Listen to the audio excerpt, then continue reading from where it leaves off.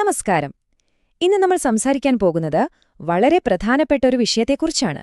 ഇത് പണ്ഡിറ്റ് ശ്രീരാം ശർമ്മ ആചാര്യജി രചിച്ച പ്രഗതി കോ ഹമാരെ ആന്തരിക് ശത്രു ഹി രോക്തേ ഹേ എന്ന യഥാർത്ഥ ഹിന്ദി സാഹിത്യത്തെ അടിസ്ഥാനമാക്കിയുള്ള ഒരു വിശദീകരണമാണ്.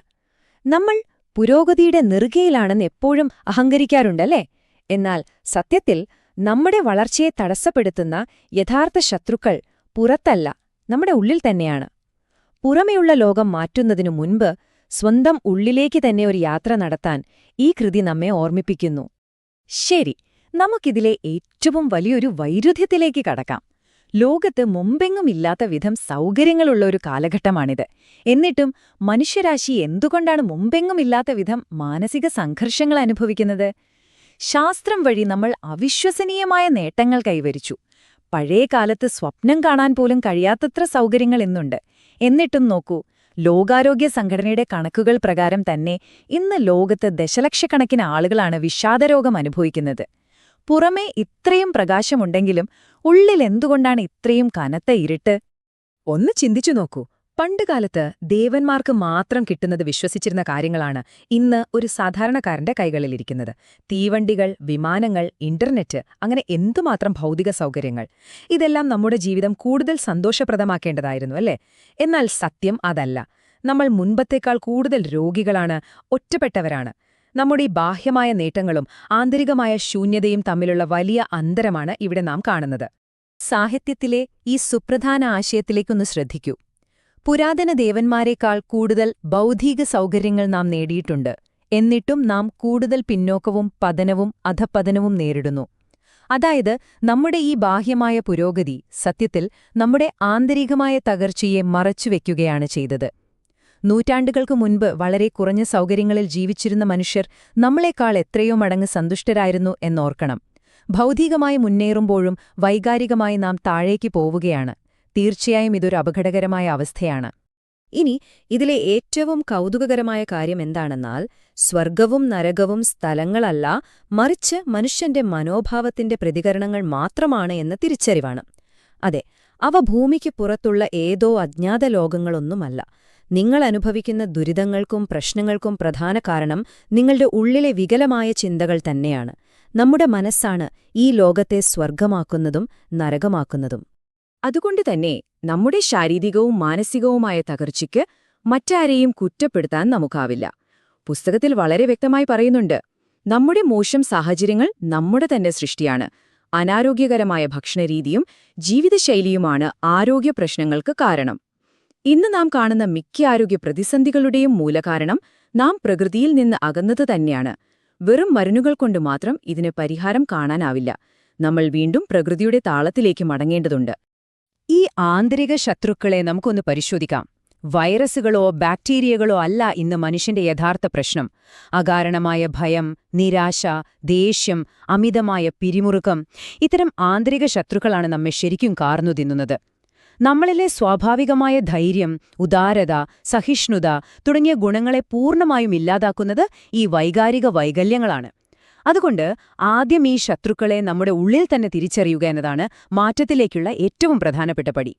ഇത് കേൾക്കുമ്പോൾ ഒരുപക്ഷെ നിങ്ങൾക്ക് അതിശയം തോന്നിയേക്കാം. ദാരിദ്ര്യത്തിന്റെയും ദുരിതത്തിന്റെയും സാഹചര്യങ്ങൾ സൃഷ്ടിക്കുന്നത് മാനസിക രോഗമാണ്. അതെ, ബാഹ്യമായ സാഹചര്യങ്ങളല്ല ഒരാളെ ദരിദ്രനോ ദുരിതമനുഭവിക്കുന്നവനോ ആക്കുന്നത്. അസ്ഥിരമായ മനസ്സാണ് ഏറ്റവും വലിയ ദാരിദ്ര്യം. മാനസികമായി ആരോഗ്യമില്ലാത്ത ഒരാൾ എത്ര വലിയ സമ്പന്നനാണെങ്കിലും അയാൾ യഥാർത്ഥത്തിൽ ദരിദ്രനാണ്. ഒരാളുടെ ചിന്തകളിലെയും വികാരങ്ങളിലെയും ആ ദാരിദ്ര്യമാണ് അയാളുടെ ചുറ്റുപാടുകളെയും ദുരിതപൂർണമാക്കുന്നത്. അതുകൊണ്ട് ഇവിടെ ഓർക്കേണ്ട ഏറ്റവും പ്രധാനപ്പെട്ട കാര്യം ഇതാണ്. നമ്മൾ എപ്പോഴും മോശം സാഹചര്യങ്ങളെ പഴിച്ചുകൊണ്ടിരിക്കുന്നവരാണല്ലേ? എന്നാൽ മഹത് വ്യക്തികൾ അവരുടെ മാനസിക ശക്തി കൊണ്ട് അനുകൂല സാഹചര്യങ്ങൾ സൃഷ്ടിച്ചു. ലോകത്തെ മാറ്റിമറിച്ച മഹാന്മാരെല്ലാം വളരെ മോശം സാഹചര്യങ്ങളിൽ ജനിച്ചവരോ ജീവിച്ചവരോ ആണ്. അവർ സാഹചര്യങ്ങളെ പഴിചാരിയിരുന്നില്ല, മറിച്ച് തങ്ങളുടെ അപാരമായ മാനസിക ശക്തി ഉപയോഗിച്ച് പ്രതികൂല സാഹചര്യങ്ങളെ അനുകൂലമാക്കി മാറ്റി. അപ്പോൾ നമ്മളും നമ്മുടെ മനസ്സിനെ ശുദ്ധീകരിക്കുന്നതിലും ശക്തിപ്പെടുത്തുന്നതിലുമാണ് പൂർണ്ണമായും ശ്രദ്ധ കേന്ദ്രീകരിക്കേണ്ടത്. ഇനി സാമൂഹിക തകർച്ചയുടെ വേരുകൾ എന്താണെന്ന് നമുക്ക് നോക്കാം. വ്യക്തിയുടെ ഈ ആന്തരിക ജീർണത എങ്ങനെയാണ് സമൂഹത്തിന്റെ ബാഹ്യ ദുരിതമായി മാറുന്നത് എന്നതിലേക്ക് നമുക്ക് കടക്കാം. വ്യക്തിയുടെ പ്രശ്നങ്ങൾ എങ്ങനെയാണ് വിശാലമായ സമൂഹത്തിലേക്ക് പടരുന്നത്? സാഹിത്യത്തിൽ ഇങ്ങനെ പറയുന്നു: ബുദ്ധിജീവികളുടെ വൈകാരികമായ ദുഷ്ടതയിൽ നിന്നാണ് സാമൂഹിക വൈകല്യങ്ങൾ ജനിക്കുന്നത്. സമൂഹത്തിലെ പ്രശ്നങ്ങൾ വെറുതെ യാദൃച്ഛികമായി ഉണ്ടാകുന്നതല്ല.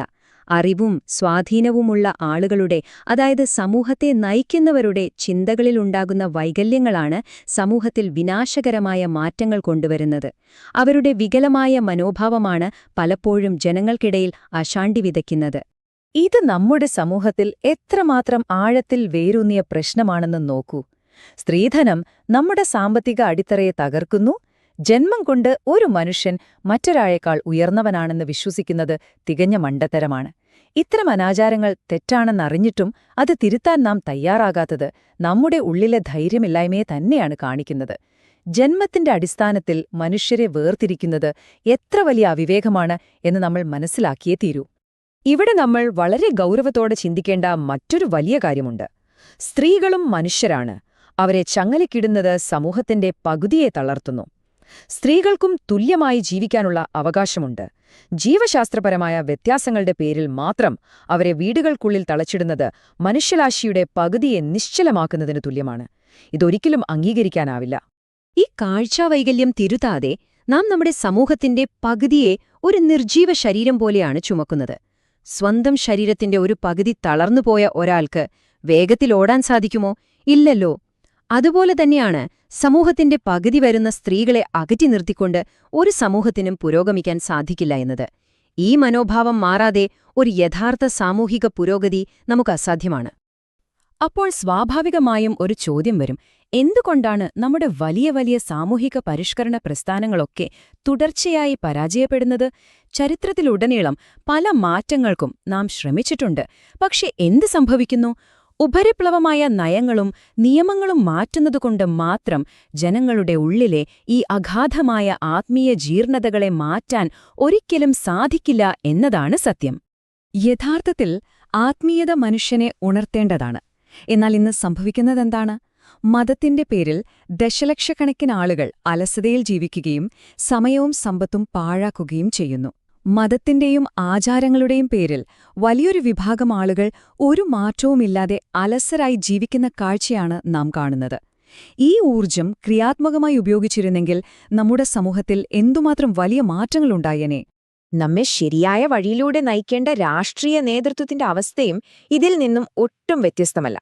രാഷ്ട്രീയക്കാർ തങ്ങളുടെ വ്യക്തിപരമായ ആധിപത്യവും സ്വാർത്ഥതയും നിലനിർത്താൻ അഴിമതി സൃഷ്ടിക്കുന്നു.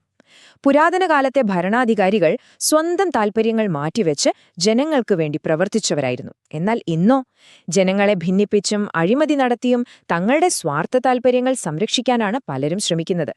ഇതും മനുഷ്യന്റെ വികലമായ മാനസികാവസ്ഥയുടെ മറ്റൊരു ബാഹ്യമായ പ്രകടനം മാത്രമാണ്. ഇതെല്ലാം കൂടിച്ചേർന്ന് നമ്മുടെ ആന്തരിക തകർച്ചയുടെ ഏറ്റവും ഭയാനകമായ അവസ്ഥയിലേക്കാണ് നമ്മെ എത്തിക്കുന്നത്. ഒരു ഐക്യലോക കുടുംബത്തിന് ക്ഷാമം അവസാനിപ്പിക്കാൻ കഴിയും. എന്നിട്ടും നാം ആണവായുധങ്ങളുമായി മൂന്നാം ലോകമഹായുദ്ധത്തിന് തയ്യാറെടുക്കുകയാണ്. ലോകത്തെ മുഴുവൻ പട്ടിണിയിൽ നിന്ന് കരകയറ്റാൻ വേണ്ടത്ര വിഭവങ്ങൾ ഇവിടെയുണ്ട്. എല്ലാവരും ഒന്നായി ചിന്തിച്ചാൽ തീരാവുന്ന പ്രശ്നങ്ങളേ ഉള്ളൂ. എന്നാൽ കോടിക്കണക്കിന് രൂപ ചിലവാക്കി ലോകത്തെ മുഴുവൻ നശിപ്പിക്കാൻ പോകുന്ന ആയുധങ്ങൾ നിർമ്മിച്ച് ഒരു മഹാവിപത്തിലേക്ക് നാം സ്വയം നടന്നുപോവുകയാണ്. ഇതെന്തൊരു വിരോധാഭാസമാണ്! എന്നാൽ നിരാശപ്പെടേണ്ടതില്ല. ഇതിനൊരു പരിഹാരമുണ്ട്. സ്വയം പരിവർത്തനത്തിലൂടെയുള്ള ഉണർവ്. അതാണ് ലോകസമാധാനത്തിലേക്കുള്ള അന്തിമപാത. ഈ പ്രതിസന്ധികളെ മറികടക്കാനുള്ള പ്രതീക്ഷയുടെ കിരണങ്ങളിലേക്ക് നമുക്ക് കടക്കാം. ഏതു വലിയ മാറ്റത്തിനു മുൻപ് നാം ഹൃദയപൂർവ്വം അംഗീകരിക്കേണ്ട അടിസ്ഥാന സത്യം ഇതാണ്: വ്യക്തിപരവും കൂട്ടായതുമായ എല്ലാ പ്രശ്നങ്ങളുടെയും ഏക കാരണം മനുഷ്യരുടെ വികലമായ വൈകാരിക തലമാണ്. അതെ, നിങ്ങളുടെയോ എന്റെയോ സമൂഹത്തിന്റെയോ ലോകത്തിന്റെയോ പ്രശ്നങ്ങൾക്ക് ഒരേയൊരു കാരണമേ ഉള്ളൂ. അത് നമ്മുടെ വൈകാരികവും മാനസികവുമായ തലങ്ങളിലുണ്ടായ ജീർണതയാണ്. ഇതംഗീകരിക്കുകയാണ് യഥാർത്ഥ രോഗശാന്തിയിലേക്കും മാറ്റത്തിലേക്കുമുള്ള ആദ്യത്തെ ചുവടുവെപ്പ്. യഥാർത്ഥ പരിഷ്കരണത്തിന് വ്യക്തിപരവും സാമൂഹികവുമായ ചിന്തകളിൽ അടിസ്ഥാനപരമായ മാറ്റങ്ങൾ ആവശ്യമാണ്. വെറുതെ കുറച്ചു പുറംപൂച്ചുകൾ കൊണ്ടോ താൽക്കാലിക പരിഹാരങ്ങൾ കൊണ്ടോ നമുക്കൊന്നും ചെയ്യാൻ സാധിക്കില്ല. നമ്മുടെ ചിന്തകളുടെയും ആദർശങ്ങളുടെയും തലത്തിൽ അടിസ്ഥാനപരമായി തന്നെ മാറ്റങ്ങൾ കൊണ്ടുവരണം. പുതിയൊരു സമൂഹം കെട്ടിപ്പടുക്കാൻ വ്യക്തികളുടെ ചിന്തകളിൽ അഗാധമായ മാറ്റങ്ങൾ ഉണ്ടായേ തീരൂ. ഗംഭീരമായ പ്രസംഗങ്ങളും വലിയ ക്യാമ്പയിനുകളും എന്തുകൊണ്ടാണ് പലപ്പോഴും പരാജയപ്പെടുന്നത് എന്ന് നിങ്ങൾ ചിന്തിച്ചിട്ടുണ്ടോ? ഇതിലൊരു കൃത്യമായ ഉത്തരമുണ്ട്. പ്രഭാഷകർ പരാജയപ്പെടുന്നു കാരണം ജനങ്ങൾ പ്രഭാഷകന്റെ സ്വഭാവത്തെയാണ് വിലയിരുത്തുന്നത്. കേൾക്കുന്നവർ എപ്പോഴും പ്രസംഗിക്കുന്ന ആളുടെ ജീവിതം നിരീക്ഷിക്കുന്നുണ്ട്. പറയുന്ന കാര്യങ്ങൾ സ്വന്തം ജീവിതത്തിൽ പകർത്താത്ത ഒരാൾക്ക് എങ്ങനെ മറ്റുള്ളവരെ സ്വാധീനിക്കാൻ കഴിയും? അവിടെ വാക്കുകളല്ല, ആധികാരികമായ ജീവിത മാതൃകകളാണ് വേണ്ടത്. യഥാർത്ഥ മാറ്റം ഒറ്റയടിക്ക് സംഭവിക്കുന്ന ഒന്നല്ല. ഒന്നാമതായി, വ്യക്തിപരമായ ആത്മശുദ്ധീകരണം. ഓരോ വ്യക്തിയും അവരവരെ തന്നെ ശുദ്ധീകരിക്കണം. അങ്ങനെ സ്വയം മാറിയവർ മറ്റുള്ളവർക്ക് മാതൃകയാവുന്നു. അതാണ് രണ്ടാമത്തെ പടി, മാതൃകാപരമായ ആധികാരിക നേതൃത്വം. ആ വ്യക്തികൾ ഒരു സമൂഹത്തെ മുഴുവൻ ശരിയായ ദിശയിലേക്ക് നയിക്കുകയും അതിലൂടെ മൂന്നാമത്തെ പടിയായ ലോകസമാധാനം എന്ന അന്തിമ ലക്ഷ്യത്തിലേക്ക് നാം എത്തിച്ചേരുകയും ചെയ്യുന്നു. ഇത് ഉള്ളിൽ നിന്നും പുറത്തേക്ക് വ്യാപിക്കുന്ന ഒരു പ്രക്രിയയാണ്. നമ്മുടെ ദൈനംദിന ജീവിതത്തിൽ ഈ മാറ്റം എങ്ങനെ പ്രാവർത്തികമാക്കാമെന്നതിനുള്ള പ്രായോഗികമായ ഉത്തരം ഇതാണ്. സ്വാധ്യായം, സത്സംഗം, മാതൃകാപരമായ ആദർശങ്ങൾ പിന്തുടരൽ എന്നിവയിലൂടെയാണ് യഥാർത്ഥ പരിവർത്തനം സംഭവിക്കുന്നത്. എന്നുവെച്ചാൽ നല്ല പുസ്തകങ്ങൾ വായിക്കുക, നല്ല ചിന്താഗതിക്കാരായ ആളുകളുമായി എപ്പോഴും സമ്പർക്കം പുലർത്തുക, ഉന്നതമായ ആദർശങ്ങൾ സ്വന്തം ജീവിതത്തിൽ പകർത്തുക. ഒരു വ്യക്തിയുടെ യഥാർത്ഥ ആന്തരിക പരിവർത്തനം ആരംഭിക്കുന്നത് തീർത്തും ലളിതമായ എന്നാൽ അതിശക്തമായ ഈ നല്ല ശീലങ്ങളിലൂടെയാണ്. ഈ അമൂല്യമായ സാഹിത്യത്തോടെയുള്ള നമ്മുടെ യാത്ര ഇവിടെ അവസാനിക്കുമ്പോൾ ഈയൊരു ചോദ്യം നിങ്ങളുടെ മനസ്സിൽ അവശേഷിക്കണം. പുറത്തുള്ള ലോകത്തെ തിരുത്താൻ ഇറങ്ങിപ്പുറപ്പെടുന്നതിനു മുൻപ് നിങ്ങളുടെ ഉള്ളിലെ ആന്തരിക ശത്രുക്കളെ കീഴടക്കാനും ഈ ലോകത്തെ പരിവർത്തനം ചെയ്യാനും നിങ്ങൾ യഥാർത്ഥത്തിൽ തയ്യാറാണോ? സ്വയം മാറാൻ തയ്യാറുള്ളവർക്ക് മാത്രമേ ഈ ലോകത്തെ മാറ്റാൻ സാധിക്കൂ. ഈ നിമിഷം മുതൽ നിങ്ങളുടെ ആന്തരിക പരിവർത്തനം ആരംഭിക്കട്ടെ. നന്ദി.